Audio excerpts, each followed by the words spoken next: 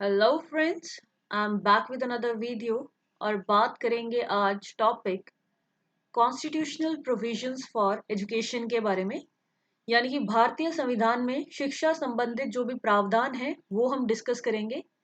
मैं आपको बताऊंगी कॉन्स्टिट्यूशनल प्रोविजंस का मतलब क्या होता है, एजुकेशन से रिलेटेड कौन कौन से आर्टिकल्स हैं इसमें। जैसे कि कुछ आर्टिकल्स इसमें हम डिस्कस करेंगे, इसमें वो सारे इंपॉर्टेंट आर्टिकल्स हैं जो एजुकेशन से रिलेटेड है। आर्टिकल 15 का 1 और 3 पार्ट जो कि प्रोहिबिशन ऑफ डिस्क्रिमिनेशन की बात करता है। आर्टिकल 21A जो कि राइट टू एजुकेशन की बात करता है, fundamental right to education. Article 25 freedom of conscience and free profession practice and propagation of religion की बात करता है। Article 28 freedom to attend religious institutions की बात करता है।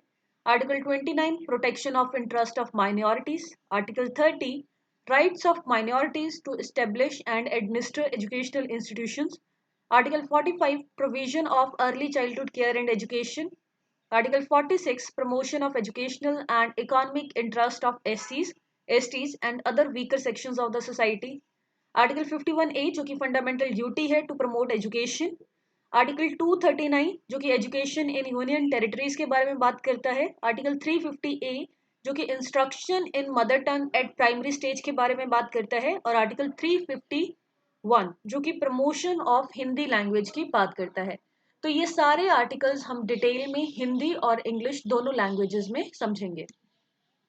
तो अगर तो आप मेरे चैनल पर नए आए हो तो पहले चैनल को सब्सक्राइब कर लें और अपडेट्स के लिए बेल आइकन को हिट करें, क्योंकि मैं अक्सर आपके लिए इन्फॉर्मेटिव वीडियोस लाती रहती हूँ। और आपके सब्सक्राइब करने से मुझे मोटिवेशन मिलती है कि मैं आपके लिए और ऐसी वीडियोस लेके आऊँ। तो चलिए बात करते हैं आज के टॉपिक के बारे में। So education has been a vital component of India's development since independence. स्वतंत्रता के बाद से ही शिक्षा भारत के विकास का एक महत्वपूर्ण घटक रही है, क्योंकि किसी भी कंट्री की डेवलपमेंट उस कंट्री की एजुकेशन पर डिपेंड करती है। जब हमारे भारत का जो संविधान है वो बना था 26 जनवरी 1950 में, तब कुछ चीज़ें जो है वो लाई गई थी कि एजुकेशन से रिलेटेड क्या क्या होना चाहिए। तो वो सारी चीज़ें हम इसमें पढ़ेंगे। तो कुछ इंपॉर्टेंट चीज़ें जो हमें याद रखनी है यहाँ पर कि 1976 में एजुकेशन को स्टेट लिस्ट से कंकरेंट लिस्ट में डाल दिया गया। कुछ चीज़ें क्या होती हैं, कुछ जो मसले होते हैं उन्हें स्टेट हैंडल करती है, कुछ को यूनियन हैंडल करती है, और कुछ कंकरेंट में आते हैं जिसमें स्टेट और सेंटर दोनों एक साथ काम करती है। तो पहले एजुकेशन स्टेट लिस्ट में थी जब संविधान बना था, लेकिन 42nd कॉन्स्टिट्यूशनल अमेंडमेंट जो हुई थी 1976 में, ये objective exam point of view से भी काफी इंपॉर्टेंट क्वेश्चन है। तो उसमें एजुकेशन को स्टेट लिस्ट से कंकरेंट लिस्ट में लाया गया, जिसका ये मतलब था enabling both the central and state government to legislate on educational matters, यानी कि केंद्र और राज्य दोनों सरकारों को शैक्षिक मामलों पर कानून बनाने का अधिकार मिल गया था। This shift acknowledged the importance of education in national development and paved the way for collaborative efforts between the central and state government.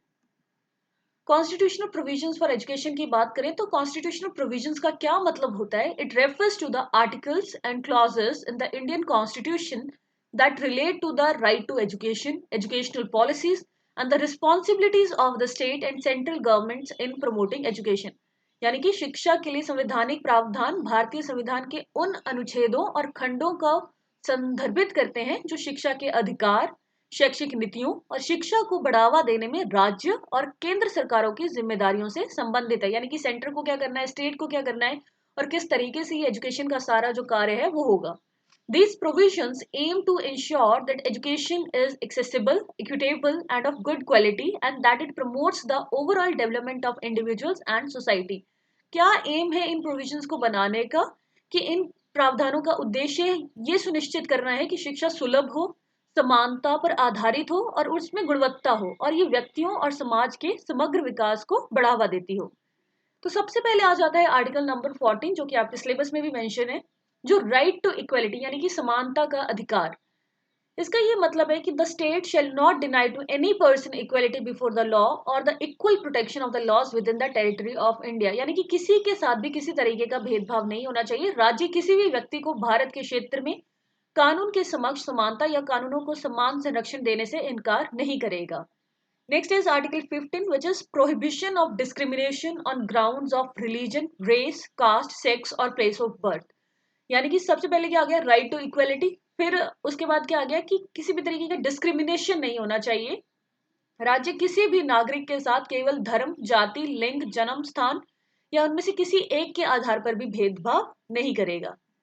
Next is article 15, जिसका क्लॉज 3 कहता है, आर्टिकल 15 में एक तो क्लॉज 1 है, एक क्लॉज 3 है। क्लॉज 3 कहता है of the constitution empower the state to make any special provision for women and this include their education also। पहले हमने क्या बोला कि किसी तरीके का भेदभाव नहीं होना चाहिए, लेकिन 3 में क्या है कि विमेन के लिए हम अलग से कुछ चीजें कर सकते हैं, तो ये भेदभाव में नहीं आएगा, ये इक्विटी में आएगा कि हमें उन्हें भी बराबरी में लाना है, जिसके लिए उन्हें कुछ अलग से चीजें देनी पड़ेगी हमें। Next is article number 21A, जो कि मोस्ट इंपॉर्टेंट है क्योंकि ये राइट टू एजुकेशन है। इसके बाद एजुकेशन को फंडामेंटल राइट बना दिया गया, यानी कि ये कंपल्सरी ही हो जाएगा कि एजुकेशन मिले ही।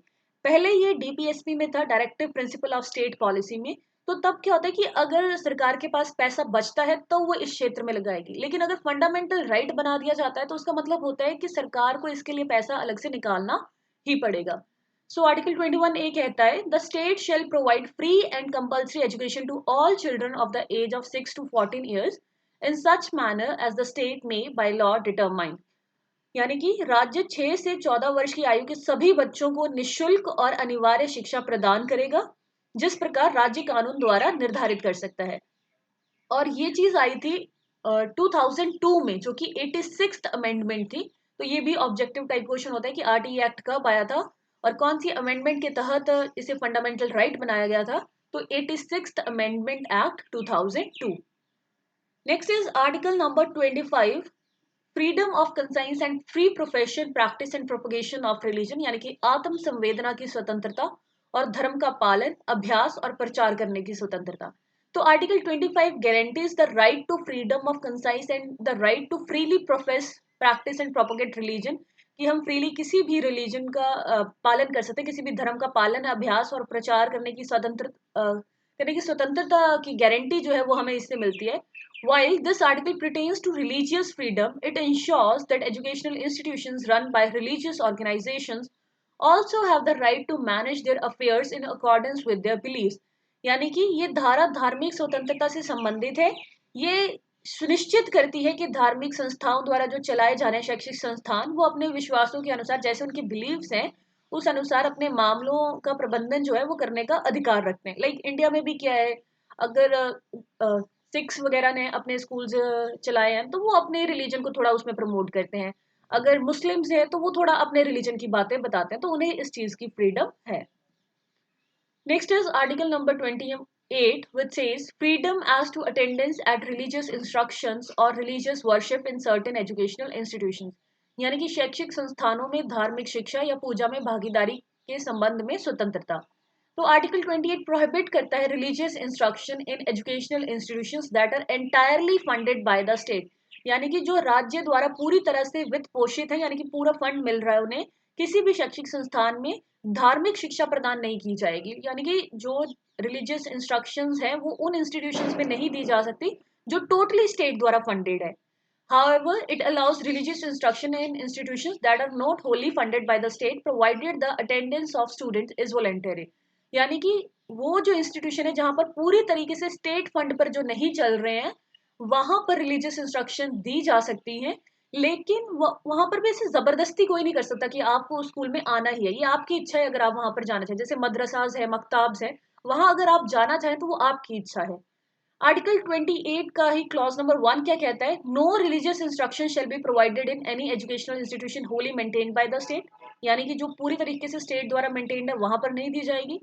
28 का क्लॉज 2 कहता है no person attending any educational institution recognized by the state shall be required to take part in any religious instruction और worship unless they wish to, यानी कि राज्य द्वारा मान्यता प्राप्त किसी भी शैक्षिक संस्थान में कोई व्यक्ति धार्मिक शिक्षा या पूजा में भाग लेने के लिए बाध्य नहीं होगा, ये उनकी इच्छा होगी, जब तक कि वे स्वयं इच्छा ना रखें।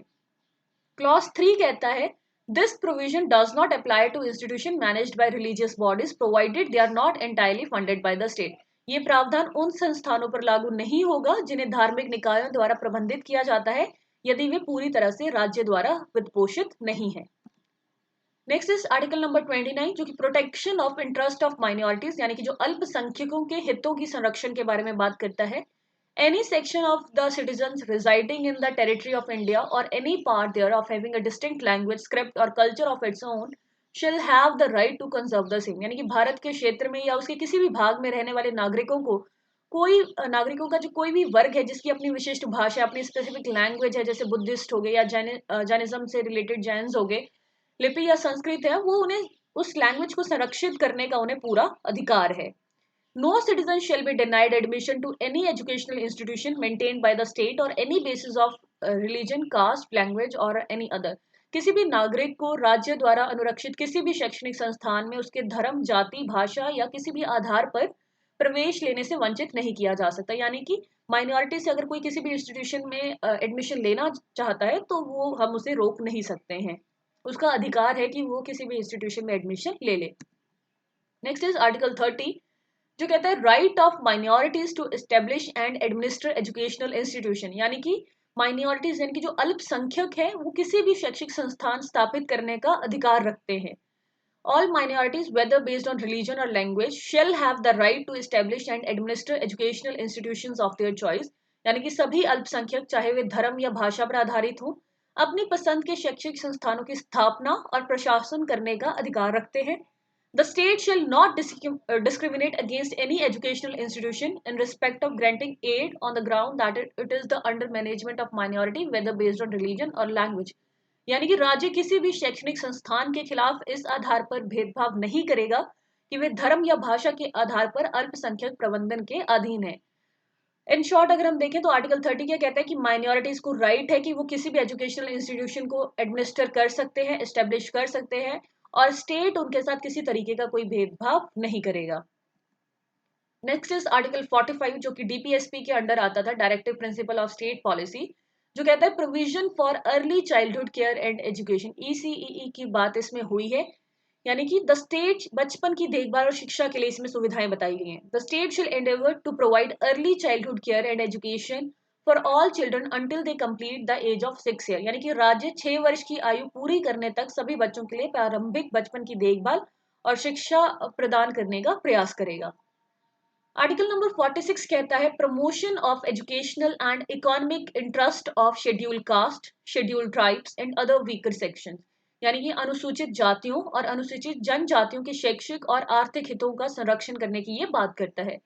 ये आर्टिकल बोलता है the state shall promote with special care the educational and economic interest of the weaker sections of the people and in particular weaker section में भी किस पर ज्यादा फोकस होगा हमारा, शेड्यूल्ड कास्ट पर, शेड्यूल्ड ट्राइब पर, and shall protect them from social injustice and all forms of exploitation. यानी कि राज्य विशेष रूप से अनुसूचित जातियों और अनुसूचित जनजातियों के लोगों के कमजोर वर्गों के शैक्षिक और आर्थिक हितों को बढ़ावा देगा और उन्हें किसी भी प्रकार के सामाजिक अन्याय और किसी भी प्रकार के शोषण से बचाएगा।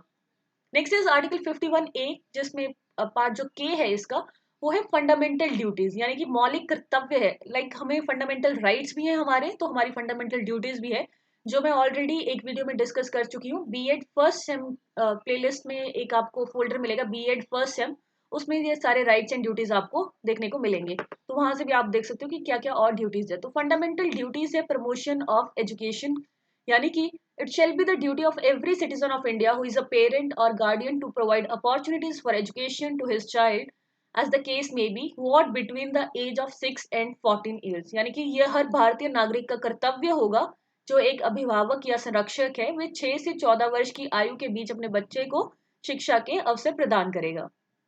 आर्टिकल 239 है एजुकेशन इन यूनियन टेरिटरीज, यानी कि जो केंद्र शासित प्रदेश है उनमें शिक्षा कैसी होगी। तो जो यूनियन टेरिटरीज हैं वहां पर जो शिक्षा का कार्यभार होगा वो किसका होगा, सेंटर का होगा। तो इसीलिए यानी कि केंद्र शासित प्रदेशों में शिक्षा केंद्र के अधिकार क्षेत्र में आती है, इसीलिए गवर्नमेंट ऑफ इंडिया यानी कि जो भारत की सरकार है वो इसके लिए जिम्मेदार होती है। नेक्स्ट इज आर्टिकल 358 जिसमें मदर टंग को प्रमोट करने के लिए बोला गया, यानी कि जो इंस्ट्रक्शंस हैं facilities for instruction in mother tongue eight primary stage, मातृभाषा में निर्देश की सुविधा। It shall be the endeavor of every state and of every local authority within the state to provide adequate facilities for instructions in the mother tongue at the primary stage of education to children belonging to linguistic minority groups। यानी कि ये प्रत्येक राज्य और प्रत्येक स्थानीय प्राधिकरण का प्रयास होगा कि वे भाषाई अल्पसंख्यक समूहों के बच्चों को प्राथमिक शिक्षा के स्तर पर मातृभाषा में निर्देश देने के लिए पर्याप्त सुविधाएं प्रदान करें। क्योंकि जब बच्चा छोटा होता है तो वो हिंदी या इंग्लिश लैंग्वेज नहीं समझ सकता है, तो प्राइमरी स्टेज पे बहुत ज़्यादा ज़रूरी है कि उसके कॉन्सेप्ट्स क्लियर हो, उसके लिए उसे मदर टंग में इंस्ट्रक्शन दी जाए। तो इसीलिए आर्टिकल 350A क्या बोलता है कि इंस्ट्रक्शंस जो होंगी वो मदर टंग में होंगी प्राइमरी स्टेज पे। Next is article 351 directive for the development of Hindi language, यानी कि हिंदी भाषा के विकास के लिए, यानी कि प्रमोशन ऑफ हिंदी के लिए ये आर्टिकल आया था। It shall be the duty of the Union to promote the spread of Hindi language, to develop it so that it may serve as a medium of expression for all the elements of the composite culture of India, and to enrich it by assimilating words from all the languages of India and modern international languages. यानी कि union की संघ का ये कर्तव्य होगा कि वह हिंदी भाषा के प्रचार प्रसार को बढ़ावा दे। जैसे आपने देखा होगा कि आजकल काफी हिंदी सम्मेलन भी होते हैं, तो वो इसीलिए कि इस चीज को हमें बढ़ावा देना है, हिंदी लैंग्वेज को प्रमोट करना है। ऐसा ना हो कि कुछ टाइम के बाद ये लैंग्वेज गायब हो जाए, तो उसके लिए बहुत से कार्य हमें करने हैं। उसे इस प्रकार विकसित करें कि वे भारत की संयुक्त संस्कृति के सभी तत्वों के लिए अभिव्यक्ति का एक साधन बन सके, और उसे भारत की सभी भाषाओं और आधुनिक अंतर्राष्ट्रीय भाषाओं से शब्दों को सम्मिलित करके उसे समृद्ध करें। सो आई जस्ट होप आपको ये टॉपिक क्लियर हो गया हो। हालांकि इसमें सिर्फ आपको आर्टिकल्स याद होने चाहिए और उन आर्टिकल्स में क्या बोला गया है, फैक्ट्स हैं, वो चीज़ें आपको याद करनी है, और कुछ एक दो इंपॉर्टेंट डेट्स जो हैं वो मैंने आपको ऑलरेडी बता दी हैं, वो आपको याद करनी है। तो ये सारे आर्टिकल्स के नंबर आपको एकदम अच्छे से याद होने चाहिए। बाकी कुछ अगर डाउट आपका रह गया है तो आप कमेंट सेक्शन में मुझसे पूछ सकते हैं, और अगर आपको वीडियो इन्फॉर्मेटिव लगी हो तो लाइक, शेयर एंड सब्सक्राइब ज़रूर करें। Thank you and stay connected for more videos.